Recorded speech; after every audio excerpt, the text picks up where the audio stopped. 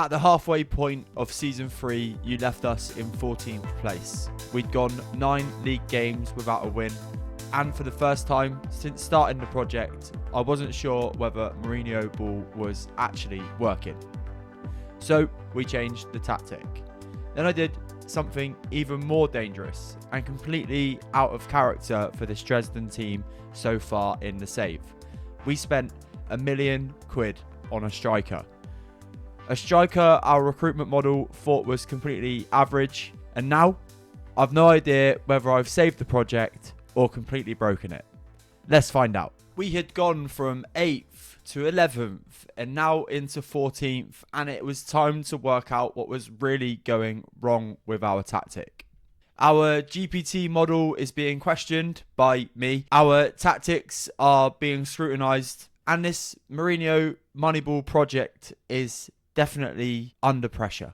This is where we find out whether we could turn it around or not. After dropping to 14th in the league, it was obvious something needed to change. The problem wasn't that I was short of options in the first transfer window when we were looking for a striker. And don't get me wrong, Daffin has done us proud into the first half of this third season. The problem actually was I didn't make a decision. For months, I'd been looking for Dynamo Dresden's own Drogba, and instead I got nothing. A player that had already been at the club and didn't really back himself up with the Mourinhoball data. When I was looking through our options, Aaron Connolly, as I previously mentioned in the last video, which you can check with the link above my head, was our sole option. And when he chose Paderborn, it definitely threw a spanner in the works. When I look for players right now, the ways that I've been doing it is I've been going to my player database, getting the players that are, obviously we've got our own Moneyball filter set up. We go to our expired options and we go from there to see who is available. And or if there's nobody available that is expired, then what we do is we go to transfer listed options as well. And we see who that brings to the forefront of our eyes. The problem with that, though, as you can imagine, is it means the options are limited. It means that we have few players to go through, and it means that, you know, if these players are expired or transfer listed, then they're probably not going to be that wanted by their club, meaning they're not the best players. It's definitely one of the issues around building a save around data, especially if you are not used to using data. Being my first Moneyball save, I completely and utterly am new to looking at it, and I kind of get a little bit overwhelmed as I go through, and as I said previously, analysis paralysis comes into play. But after all that faffing and finding, a player appeared on our system who I just couldn't stop looking at. Itsuki Semenyo showed up on the system. Now, granted, I completely understand that from afar, this guy has an average looking profile, and I have to even admit, when I ran him through the GPT system, it showed me as an average striker as well. But his shot output and his expected goals every game gave me an inkling that this guy had an eye for goal.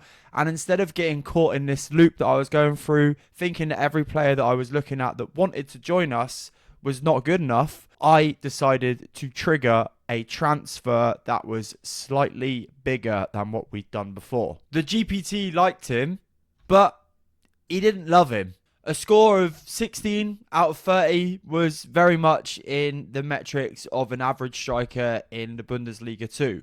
But J-League 2 player, available for a reasonable transfer budget with an eye for goal, it was time to not be stuck anymore and move forward with a decision. This wasn't a superstar, it definitely wasn't a Didier Drogba profile, but it was our new striker.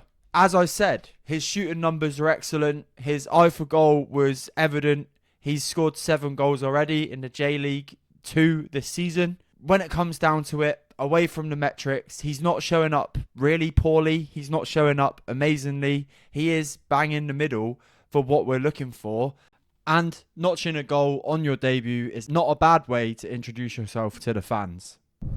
One of the things that we did in the last video was we did change the tactic. We created a new Mourinho diamond, which was used in the 2004 to 2006 period. And we also changed the original tactic to make us just a little bit more aggressive when we didn't have possession. Again, something that wasn't being reflected in the tactic we'd already created. The question now was as simple as, with the changes to the tactics and the new striker on board, could we see a difference in the results we were getting on the pitch? If I'm honest, I wasn't expecting what was to come next. Our first result after the January break, a 1-0 defeat to Rot-Wein Essen. Go! For fuck's sakes. Then a draw in a game against Darmstadt away, where our new striker, Semenyo, got his debut goal. What made this period so strange was the fact that the next game threw the form book on its head. We then travelled to Paderborn, and as you can see on screen, we won 4-1. We didn't only just win 4-1, we absolutely battered them. As you can see with the match stats, more XG, 14 attempts on goal and 8 attempts on target. The 9-game winless streak was over and things started to feel and look a little bit different with our newfound setup and player in the team. For the first time in months, we looked like that team with a Mourinho identity again. The thing was though, 1 minute we could be the best team in the league, Paderborn top of the league, and then the next week we would lose to Bochum 4-0. Without making too much sense of the results and seeing the inconsistencies in the team, I couldn't make too much from it. But what I did know was the goals were starting to arrive again, which was the biggest thing that we were looking for after the signing in January and after our pretty dry spell in the previous season and the start of this next season. The important question to ask was, had we turned a corner or was this just a temporary bounce? You may have seen in the previous screenshot, our cup run against Bayern Leverkusen did end at the quarter-final stage. Although we took the lead, the Bundesliga quality did take over in the second half and it was a comfortable win for Leverkusen in the end. But to be honest with you, we weren't expected to get that far and it was a nice positive to pretty negative season to that point. So now we need to ask ourselves, did any of that actually work? And on the screen, you can see the second half after we made the changes and signed our new striker. The first half of the season saw us in 14th, and after the changes and the second half of the season, we ended up 6th in the form table. And in turn, that then gave us an overall position of 11th in the league. Now, don't get me wrong, I know what you're thinking. 11th, again, doesn't seem like success. And if you were thinking that, on the face of things, you'd be right. But I have dug a little deeper. We ended up scoring 12 more goals than the previous season. Our wingers ended up scoring more goals than the previous season and more output in general from them. Our new striker contributed immediately to the cause at Dynamo Dresden. And for the first time since the first season, goals didn't seem like a problem for us anymore. So if the attack is improving, the tactics have changed things, why aren't we climbing the table? My personal anecdote on this is I think the rest of the teams are improving as well. But with the lessons that we've learned, I feel that we have a really nice platform to move into season 4. If you are enjoying the series, thank you very much for watching, and please again let me know if you've been here from the start. I would love to know your thoughts and see you in the comments. But if you are new here, make sure you click that like and subscribe button. And also, I do hear you. For those of you who are commenting on how I've created the bot and what prompts I've given, I promise you I'm going to create something that gives you an insight. So keep your eyes peeled on the channel. And the best way you can do that is by clicking that subscribe button. And I'll ensure that I get an explanation out of how I've created this system and bot to create my own recruitment analysis on ChatGPT for Football Manager. So before we carry on with the video, please click that like and subscribe button. It really does help. Let's carry on. Before we wrap up the video, I know that you are here for some data. Whilst the league table doesn't exactly scream success, we have definitely had some more success with a few of our signings. Ibu Traore, who came in at the start of the season, has found himself at the top of nearly all of the defensive metrics that we're looking for. Jake Cooper signed from Millwall. Again, an amazing signing at centre-back for this season. And we're looking forward to what he can do moving forward. Now the foundation has been set up for the next season. Lasse Wilhelm again showed the credentials that we found from Liga 3 in the previous season. And again, put in some really decent performances over 2,500 minutes this year. And then, of course, there's Kofi Amoko, who is essentially our best player and can back it up with data, goals, and contributions as well.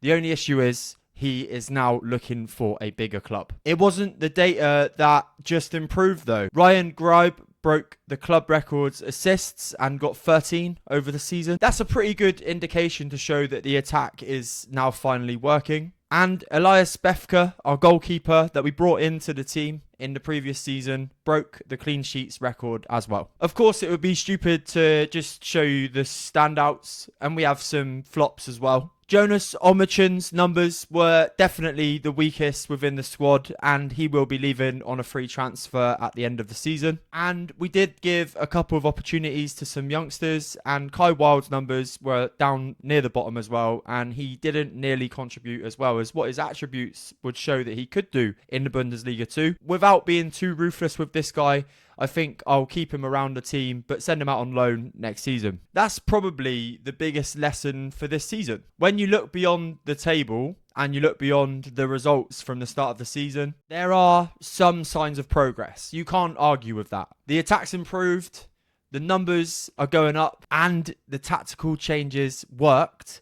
Also, our new signing showed how effective he could be. And that makes what's coming up next in the series even more interesting. So, where did that leave us? In a measly 11th place again. That's probably not what... Well, I'm assuming you're all here to support this idea and this save and Mourinhoball at Dynamo Dresden. It's not what we were expecting at the start of this season. It certainly wasn't what I was expecting. But I'm learning through this project. I'm learning about Moneyball. I'm learning that ChatGPT can turn into a decent recruitment analysis if you give it the right prompts and cues. I'm learning about a recruitment process and how we can improve things during this save at Dynamo Dresden. And I know it may sound a little bit cliche, but I do believe that we've given ourselves a bit of a foundation to move towards in the next season. And I'm going to touch wood at that thought process. And it does seem like the board agree. They are very pleased with how the overall leadership of the team is doing. They're happy with Drogba and me in the shadows. And it looks like we're going to continue to do what we've set out to do here. Not only do the board agree, but due to the financial strengths growing at the club, we have a £5.5 million budget going into next season, which I think we've earned the right to spend. I think it's really important to remember at the start of the save, we were in the doldrums financially as a club. We had debts to pay and we had no transfer budget. And as you can see with the graphic on screen, we've got 14 million in the bank now. And we've allowed the finances to grow with reducing the wage budget at Dresden and keeping our Bundesliga 2 place. And it's allowed us to get the finances really healthy as we've gone through season 3. We have earned the club some money with our transfers out as well, with around about 2.5 million being raised over the last 3 seasons. Quite rightly though, the board are expecting us to finish mid-table next season, meaning there is a slight bit more pressure on us going into the next year. As I've alluded to though, Football Manager always throws a spanner in the works, and Kofi Amoko has made his feelings clear and he does want to find a bigger club going into next season. But if we can keep him around, then that would be amazing for us. So that's the challenge moving into season 4. Our best player wants to leave. We've got 5.5 million in the bank and we are looking to improve from 11th and get us back up the league. We've got a bit of momentum. We've got an improving attack. We've got a tactical identity that keeps evolving. But can we keep this squad together and keep heading in the right direction? Can we turn this Moneyball, Mourinho-ball and ChatGPT concept into some kind of success that means all of this hard work has been worth it? I guess you'll find out in the next episode. I'll see you next time. Take care. If you've got this far into the episode and want to do me a favor because you think, he's all right, you can like and subscribe the video. That would be amazing. I'll see you soon.